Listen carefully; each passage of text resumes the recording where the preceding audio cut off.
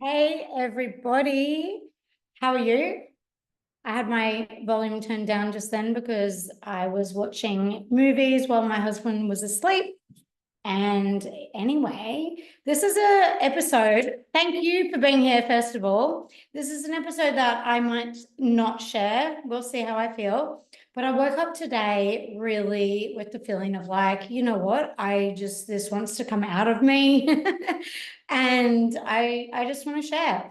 And then at the same time, I realized people ask me so often, like, wow, you must have seen some crazy stuff, right? Like in your career. And yes, definitely. And like it's weird in one way. I'm like, it's just all in one big ball of memory, like this soup of craziness, and fun and just so many things, so many things.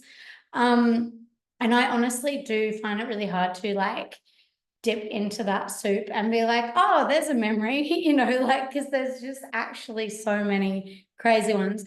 But I want to start off with sharing with you something that's, I don't know, I think it's pretty funny. Some people don't, some people do, whatever, who cares? It happens. So that's the thing.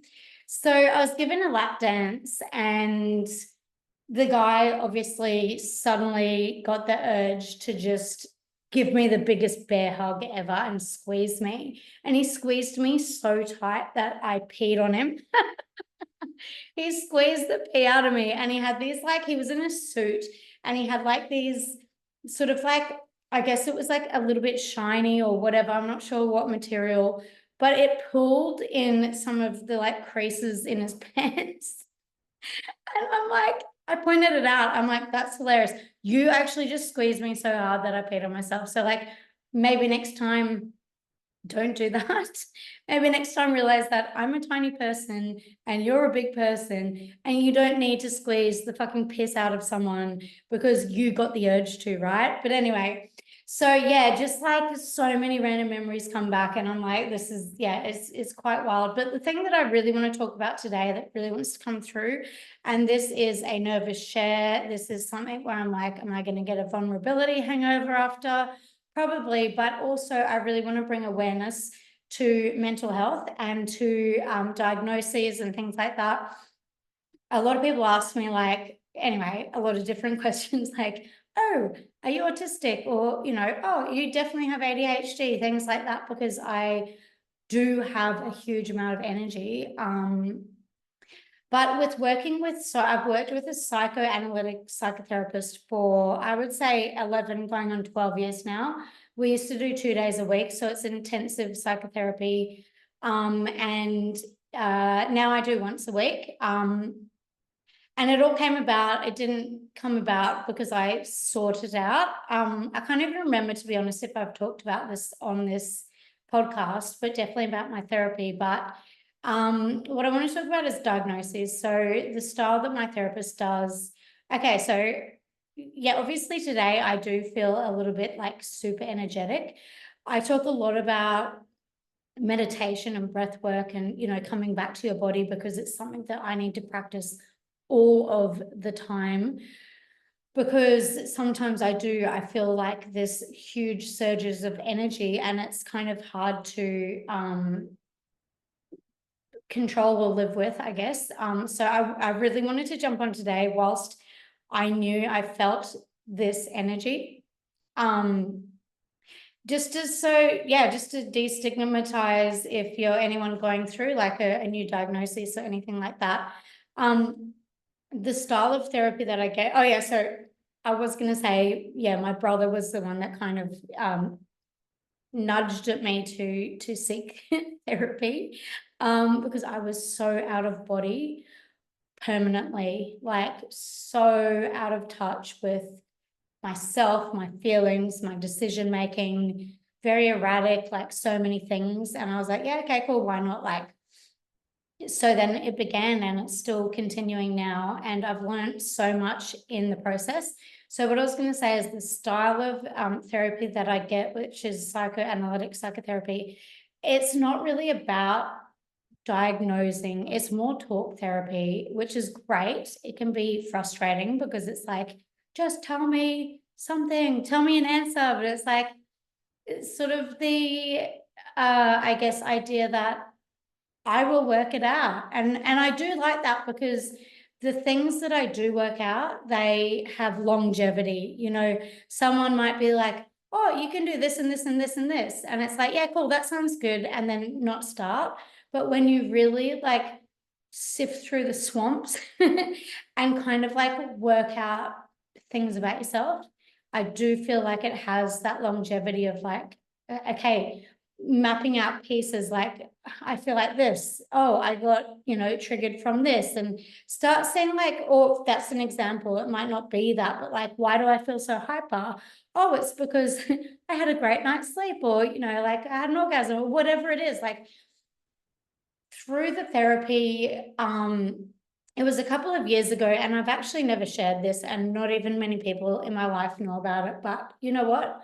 I feel like it doesn't matter. I've done so much processing around it.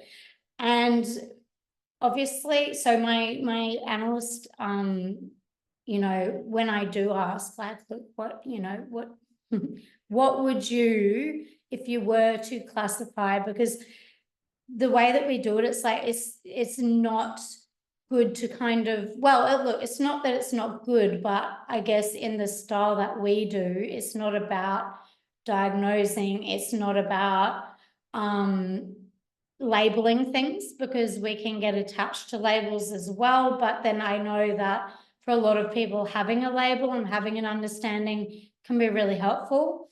For me, her feedback was like, you know, I've mentioned before, I'm a bit spectrumy. The spectrum is along the lines of like unstable personality, borderline personality disorder, or it also comes under the umbrella of CPTSD, which is just, it's not just, but it's complex post-traumatic stress disorder. And that can happen, you know, that can happen in situations in our lives, especially when we're children, when we're in a situation where we can't get out of because we're a kid and can't be like, you know what, I'm moving out. Although probably a lot of kids do pack up their bag and whatnot. But yeah, that was just like, it's more like a repetitive, ongoing kind of traumatic situation that you can't find a way out of. And so you learn to create skills for yourself in a way that work for you. And so there's a lot of undoing there as well. Another trait that goes along with that is big emotions. So a lot in my life, people have said to me, you know, you're like, you're so passionate, or you're so dramatic, or this and that. And in retrospect, like learning more about this,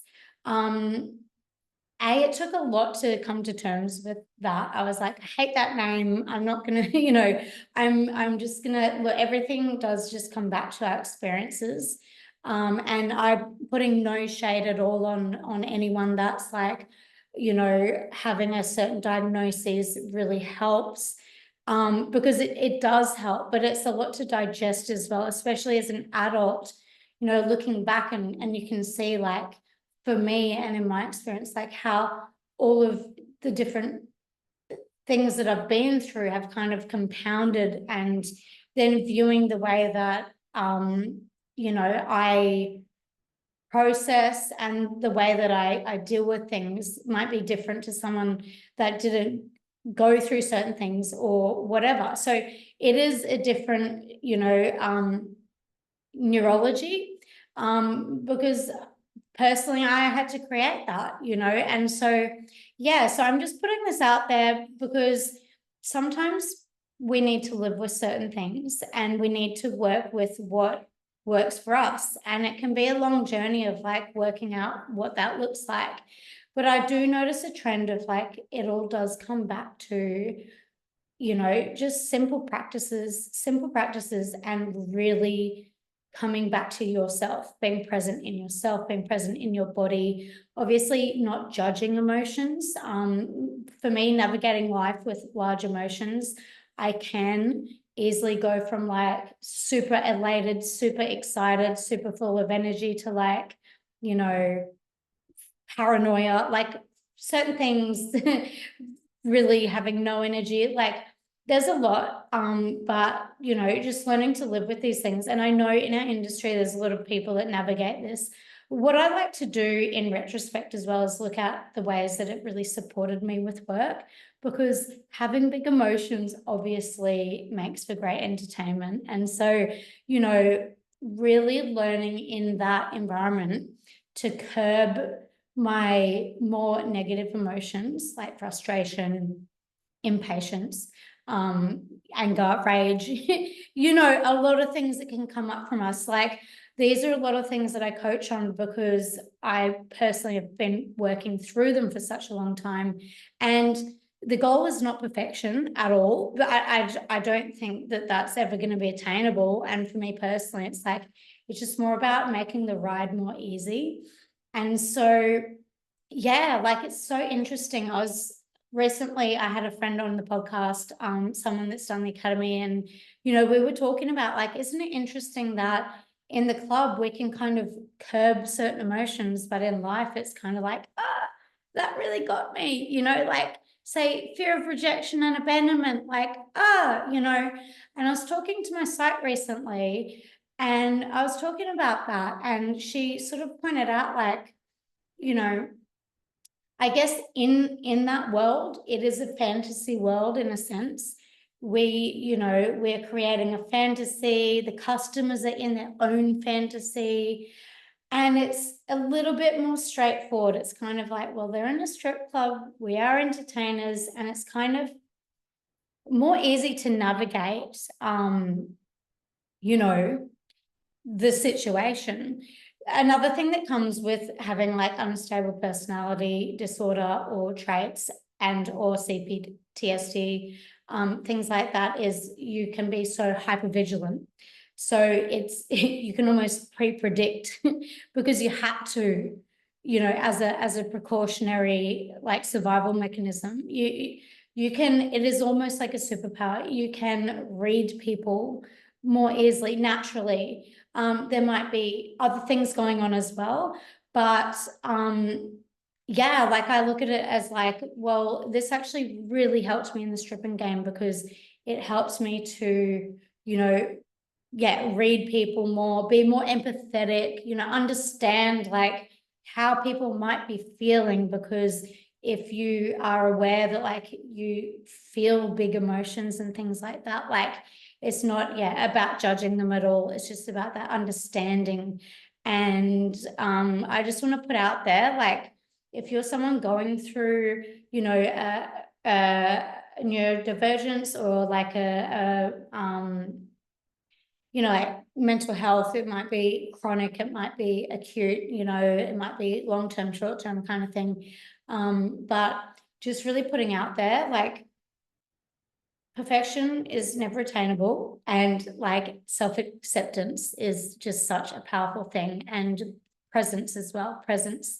When we're present, we really can be in our bodies and we can be present with the people that we're working around, and we can have more focus, right?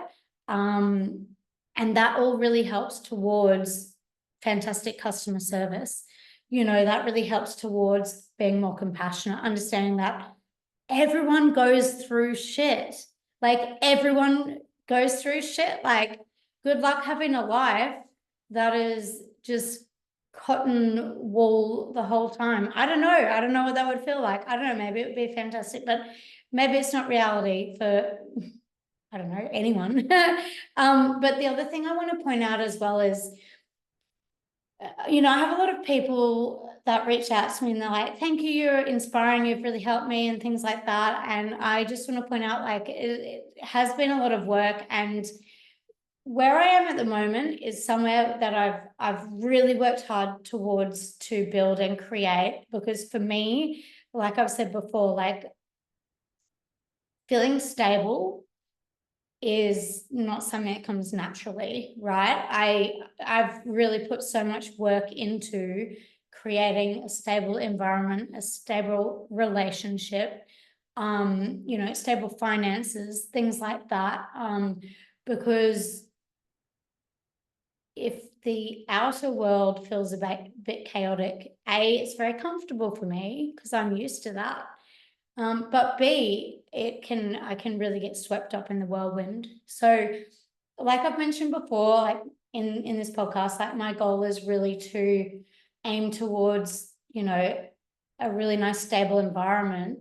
But then also to keep working on myself to match that and to really feel comfortable, because it's not in my comfort zone to not have crazy things going on, basically. And so adjusting out of stripping, I mean, this is a whole other topic that's been coming up a lot lately. A lot of people ask me, like, transitioning out, like, how does that feel? And for me, one of the most difficult parts is just like not having that high stimulus environment, which I don't actually want, but I'm just so used to. And then creating an environment that feels really stable is like becoming comfortable with that. I don't know, it's hard to describe, but it's also a challenge, right? And I just want to also point out there's such a journey. So with stripping, I talk so much on goal setting, like heading towards your goals, things like that. But at the same time, I feel like it's so important to do the inner work at the same time. So when you arrive to where your destination that you visualize is, that you're kind of aligned with it. So it's kind of like this outer world, inner world kind of development towards a goal. And then something that I've realized as well with reaching, something, again, like I work so hard for, is the comfort zone. Something that I talk so often about is like the comfort zone. Like the comfort zone, I believe, always needs to stretch. As humans, we want to grow, we want to experience the world, the universe, whatever, in a way that's like we keep learning, we keep evolving. It can be painful sometimes, growing pains, but that learning and evolving is part of the path. And I don't think there is actually a real destination. So as great as goals are, I just want to put this final note out on this probably quite erratic podcast episode, but enjoy the ride. We can put pressure on ourselves. We might want to be perfect. We might want to hit said goals, blah, blah, blah. But don't forget to enjoy the ride along the way, because that's life. That is life. And I just want to go back to the little pointers of self-acceptance, being present, being okay with who you are, where you are, and then that journey, enjoying it. There's no race because it's just going to keep on going. Anyway, I hope you enjoyed this episode. I don't know what I think about it, but you know what? I think I'm going to put it out there, and I hope you have a beautiful week. All right. How do I stop recording? All right. Bye.